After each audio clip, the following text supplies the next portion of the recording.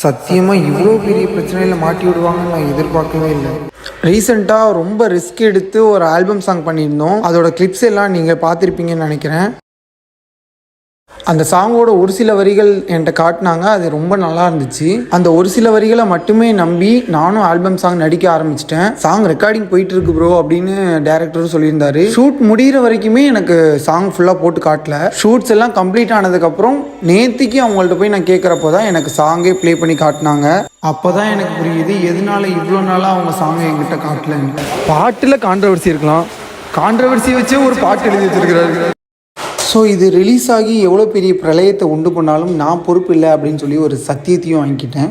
சரிடா, இதில் தான் இவ்வளோ பிரச்சனை இருக்குன்னு தெரிஞ்சிருச்சு, அப்புறம் ஏன்டா இதில் நடிக்கிற அப்படின்னு உங்களுக்குலாம் தோணலாம். எப்படியா இருந்தாலும் என்னையும் கான்ட்ரவர்சிங்கிறதையும் பிரிக்க முடியாதுன்ற மாதிரி ஆயிடுச்சு. நீங்களா இல்லாத நிறைய கான்ட்ரவர்சியை கிளப்புறதுக்கு நானே இனிமேல் அந்த கான்ட்ரவர்சியில் ஏறி சவாரி பண்ணலான்னு முடிவு பண்ணிட்டேன். அண்ட் இதில் நாங்கள் மட்டும் மாட்ட போகிறதில்ல, இன்னொரு முக்கிய புள்ளி இருக்கார். அவர் தான் இந்த பாட்டை பாடினவரே. அதுவும் கரண்ட்டாக அவர் ரொம்ப ட்ரெண்டிங். அதுவும் சினிமாவில் ஒரு புரட்சிகரமான சாங்கு பாடி எல்லாரோட மனசுலையும் இடம் பிடிச்சவர். அவரை பற்றி நான் அடுத்த வீடியோவில் சொல்கிறேன். யாருன்னு கெஸ் பண்ணவங்க கமெண்ட்டில் சொல்லுங்கள்.